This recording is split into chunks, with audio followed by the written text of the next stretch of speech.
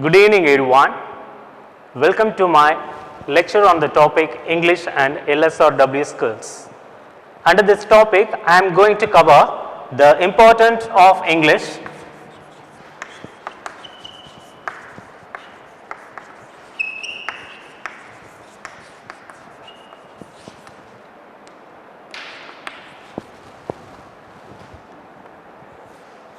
language learning,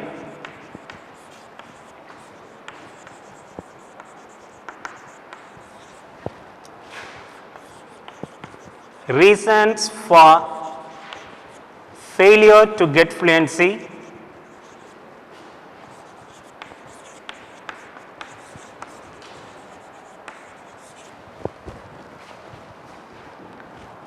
LSRW skills, and communicative competence.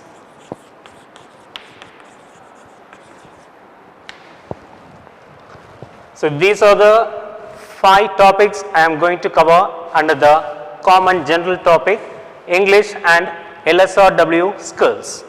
It goes without saying that English is synonymous with success. By virtue of being the language of the colonial empire, it enjoys the status of universal language. And in this globalized world, wherever you go to work and whatever business you want to do, you cannot do that without the language mastery. So it is very important that you should possess a proficient communicative language ability in English. That is very important for you. And next to that, I would like to bring your attention to an interesting fact that the English being spoken now in Britain is not originated here.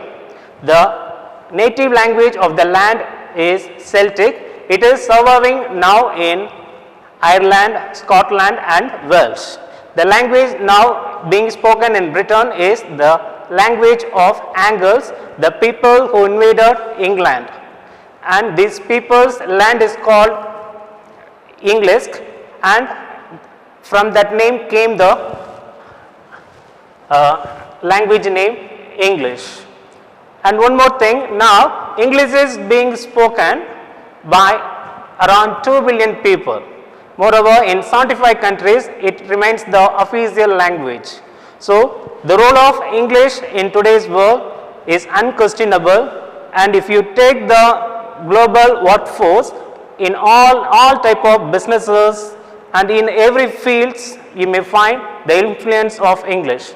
If you take business, all kinds of transactions, for example, telephonic conversations and meetings, presentations and sending emails or letters, business letters like quotations, ordering letter or any complaint letter or seeking clarification, invitation and conferences, workshops, everything is being conducted in English because the globalization has opened the doors for companies to start business at any place in the world. So the companies come to any place and they just open the market. So the native people get the chance to work in the country, work in the company, and they also need to communicate with the people from multinational countries. So it becomes vital for them to develop their communication skills in English. This is how English gains a prominent place. Even if you take the academic area, all the great books, all the great lectures, all the great journal writings are available only in English. And it is said that 80% of information available in the net is only in English. So if only you are very proficient in the language, you can search any information you want and you can become a knowledgeable person. And if not only in academics, if you consider any fields, whether it is science and technology or it is mass communication or it is medicine or it's space science, whatever field you take, the role of English is very dominant there and all the workings are happening only in English. So the role of English is very important in the present context. So it becomes vital for students to pick up the language skills, and the companies who come to pick up students for their companies, to recruit the students for their companies, they not only look for the academic proficiency in them, and along with that they look for their communicative ability. They expect the students to have mastered over good communication skills so that they can perform very well. So if you want to have an edge over other competitors in the job market, then there is no other way. You have to gain the mastery over English communication skills. That is a very important skill you need to develop along with all other technical skills. So that is the situation. And next to the academics and the students, even in India you may find, just if you consider the 10 to 15 years back, there were not so much English medium schools. Now the grace has reached an enormous portion, so we can find the English medium schools everywhere. It is not the students are sending the children to schools to study in English. Their only aim is to their children are able to communicate in English, that will give them a boost that will make their future a prosperous one. That's why we find a booming presence of English medium schools everywhere. So the English is synonymous success is a unquestionable word, and it has all its relevance in this present day. So we also should develop the language skills among the students in order to make them get placed and shine in their work life and keep climbing in the career successfully. So the importance of language is what we have covered so far. Next we are going to move into language learning.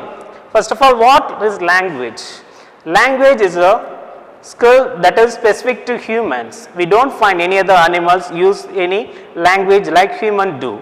There may be signs, they may make a sound, but it is not as intelligible as a human can do.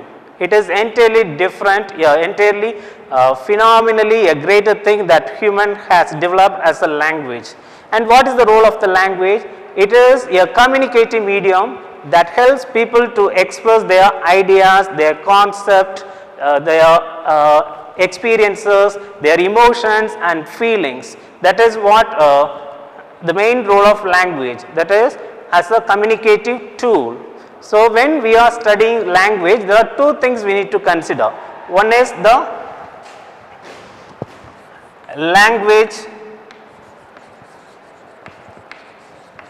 systems, another one is language skills.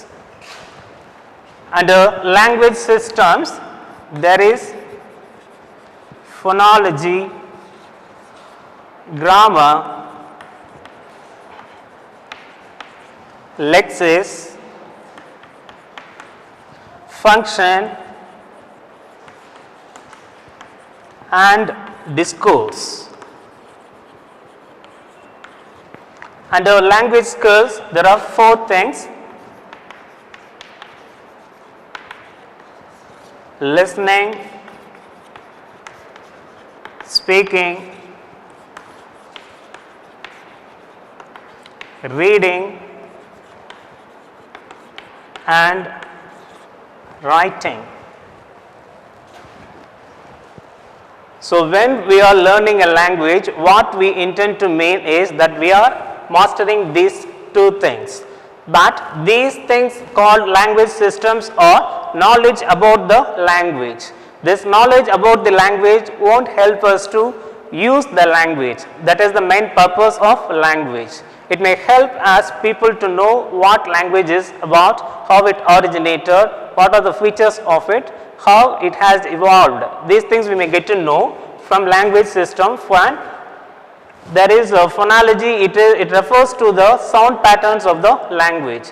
This knowledge is somewhat vital when we speak as well as when we listen. And then comes the grammar part. It tells us about the rules of the language and how sentences are framed, that helps us to express what we want in an accurate manner.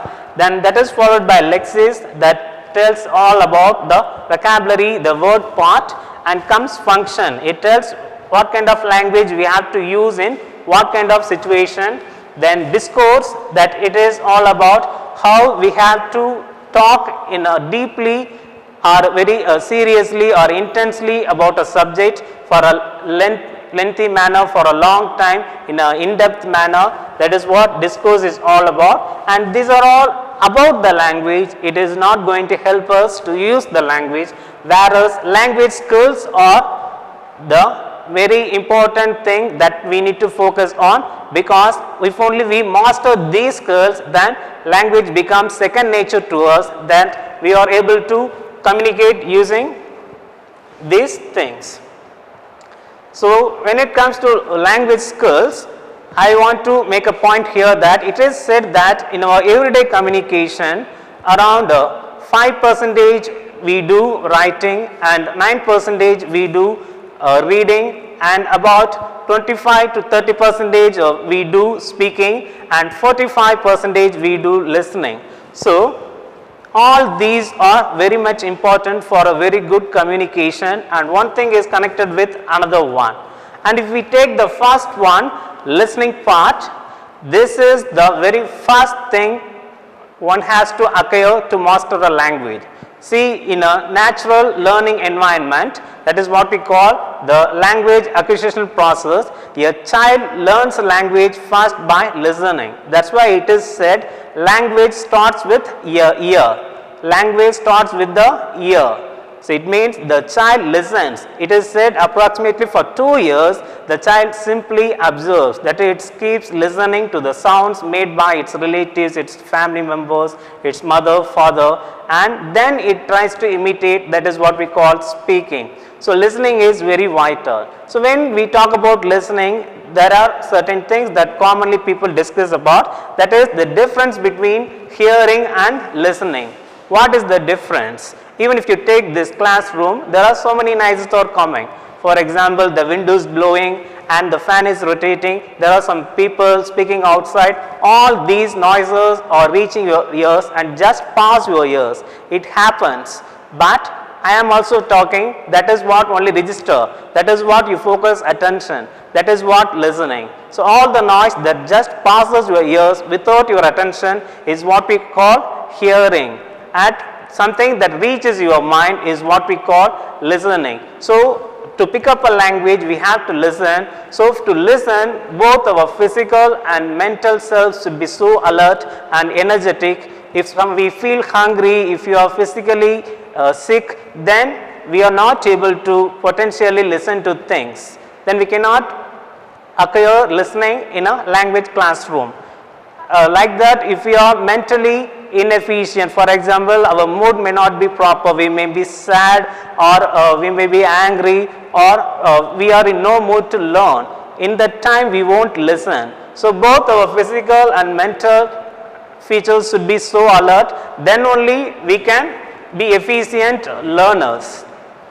And when we are introducing the learners with the listening skills, what we have to do is, first we have to make sure that they understand the sound features of the language, and they also distinguish between the sound features in order to listen to where to make stress and what kind of intonation to make, where to make rising intonation, where to make falling intonation. These are the things they can pick up in the elementary, in the early stage of listening. So these are the things we have to introduce them to. So the songs, the nursery rhymes or chantings, these things will help the children, the early learners or the adult learners who learn language for the first time to pick up the sound patterns or sound features of the language. So that area only we have to focus at first.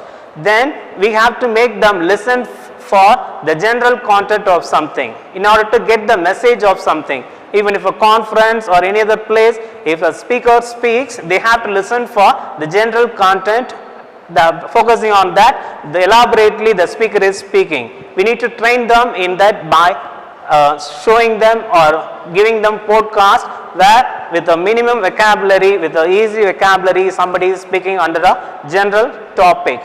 and we can even prepare them for listening, for filling of information. That is, if you are having a conversation with a person over telephone, they may give us some details. While talking over them, we have to fill it up. For example, if you are working as a receptionist in a hotel, there we may get a call from customers for booking a room. Then we need to write the name, the date, the room number, the facilities they want to have, and what kind of food they want to have. All these things we need to note down while we are listening. So we need to train the children to pick up that kind of skills. That is also one of the real life skills they need to develop. Then listening for gist also we need to introduce to the students. So even though they listen for a long time, for what is the main points for which they have to keep their attention. For if they attend a classroom, if the teaching staff is lecturing, they should have the habit of taking notes, the important points. So that ability they should possess. For that too we need to train the students. So that is how we need to develop the skills, but we need to keep in mind that the listening is a very tough task. It is not an easy one as it looks. So we need to make sure the students understand the language that is spoken in the listening audio or video. Why it is important is, without having the proper vocabulary or the language mastery, they are not able to understand. So even before giving them the task of listening, the teacher can talk about the topic in general, and they can elicit questions from students, and he can even give some key vocabulary and its meaning to the students. That helps the students to get ready to attend the test. And even if the students listen for one time and feel that they have picked up correct answers, we have to make them listen for the second time in order to reinforce the listening skill among them. So only later we have to go for checking the answers. So these are the things the teacher need to keep in mind when talking about listening. Then speaking, this is one of the dominant skills we have to focus on, because everywhere this is it's just like a public speaking skill. Even to speak in a foreign language, people are very much afraid to do, because they fear that even mainly in second language learning it happens, because they are all grown up adults. They feel ashamed to make mistakes, so they feel shy and they don't come out to express their views in English. So their fluency is just struck by their own weakness. So speaking, we have to give a lot of focus, and we need to train the students in the classroom through mock activities like asking them to introduce themselves, and asking them to take part in a group activity, and asking them to take part in a pair activity. Through these we have to make them talk something. So that is how they pick up the language slowly. So we need to keep in mind the language input they have should be more than the language output they are going to deliver in speaking. Without the more language input, they won't find comfortable to express themselves in speaking. So we have to give a lot of input. So before giving them the speaking task, we need to give them the vocabulary, the language expressions they may want, and the ideas they may want, and even some sample speaking we can show to them. Then we can make them to speak. And even if they commit mistakes, we should not interfere while they are talking. Rather, we may just wait till everyone completes, and in a general manner we may give feedback to them what kind of mistakes they make and how they should have corrected it, and in future how they have to do the things. So that is how we have to introduce speaking to the students. And next comes reading. This is one of the vital skills for learners, because they have to read a lot. They cannot always rely on the lectures for learning. Mostly they have to depend on books. And this skill, as told by Stephen Krashen, a renowned linguist who is the profounder of the theory, acquisition and learning hypothesis, he says that the reading material decides the language acquisition of a student. So he says the language material should be so interesting and so easy, so that the reader feels that he is reading the material in his own language, and at any point of time he doesn't, at no point of time he feels that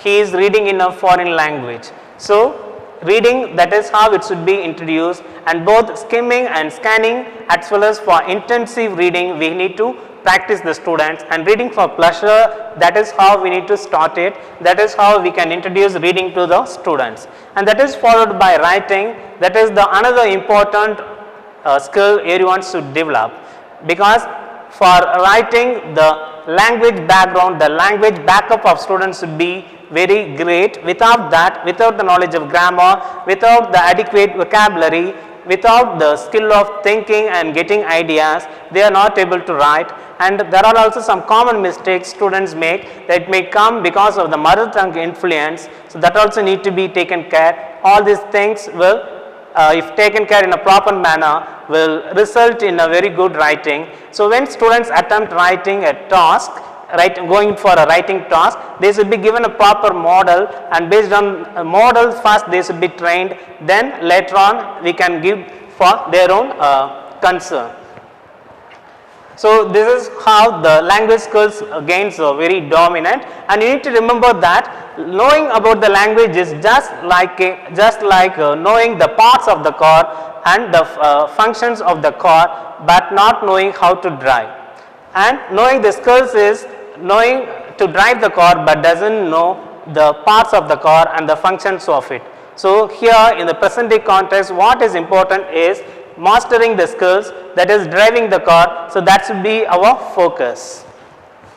So I have just moved from the importance of English to language learning, and here itself I have covered the LSRW skills. So now we are going to see reasons for failure to get fluency.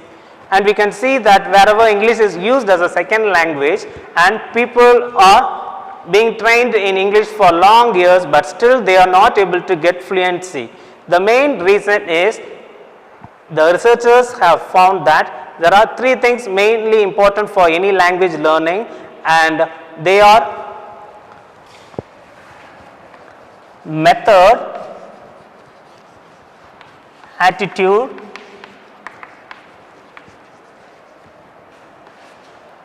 and materials. So when these three are very correct and perfect, then there happens a very real language learning. But in the traditional language teaching setup, what we find is the students don't have much role to play. They are just passive listeners for a long time, and moreover they don't have any control over what they are learning, and they have only a specific place to learn the language, and in the process of learning what all they do is they simply memorize the rules of the grammar and they memorize the vocabulary, and they just practice reciting a poem. This is what is happening, and they don't have any interest to read. They just read something, they speak something. It is because they are required to do that. It is not out of self-interest they are doing that. That is the biggest drawback. See, what is the method is, our method of teaching is based on our approach. What is our approach?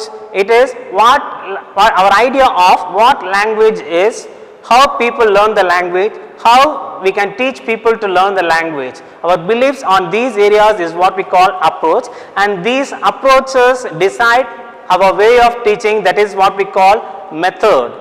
And method, what we do is we just fix the aim, and we also just see what are the techniques we can adapt for the students and how we can relate the techniques to the students. All these things is what comes under method. So when the method is student centered, there comes a great advantage for students to show up their language skills, and the teacher's role become minimum.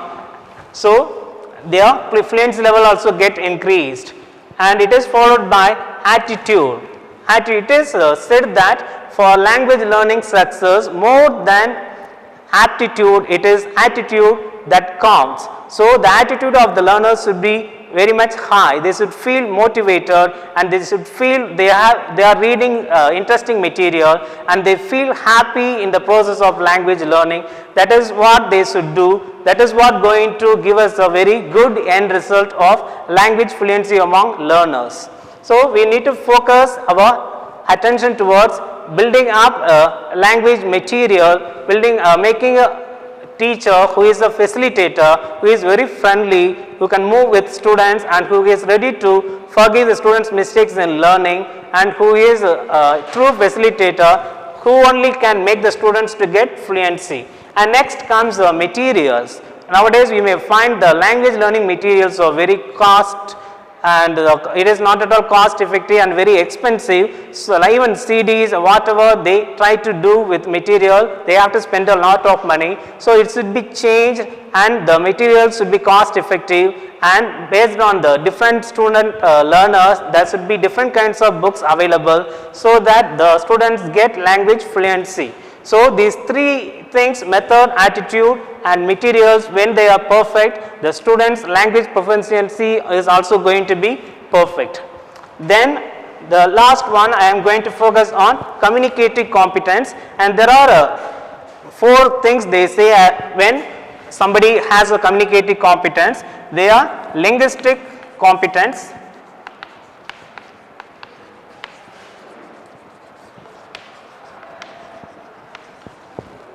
next one socio-linguistic competence,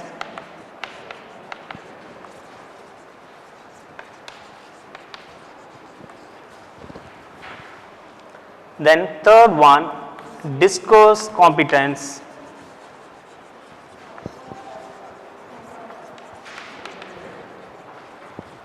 last one strategic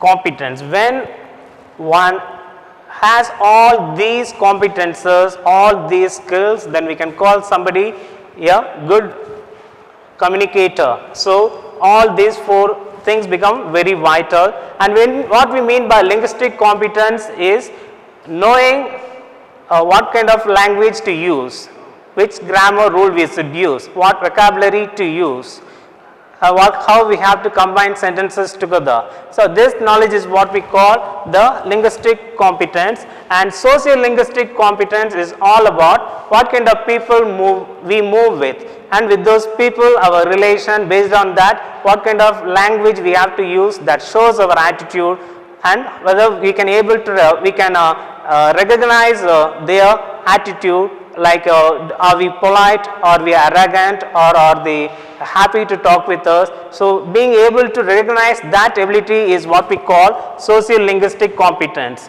And that's followed by discourse competence. It is the ability to make the part a whole, being able to stretch the language, being able to go deep into the language to explore so many things, like involving in conversation, involving in debate, talking in a lecture. All this comes under the discourse competence. And strategic competence is the ability to correct ourselves even while we are talking, that is repairing our language. That is how we are just correcting our language. That is what we call strategic competence. So when we have got mastery over all these 4 skills, along with the mastery over these skills, as well as a little bit of knowledge of all these things, then our language becomes very efficient and we become a good communicator. And thank you for this opportunity.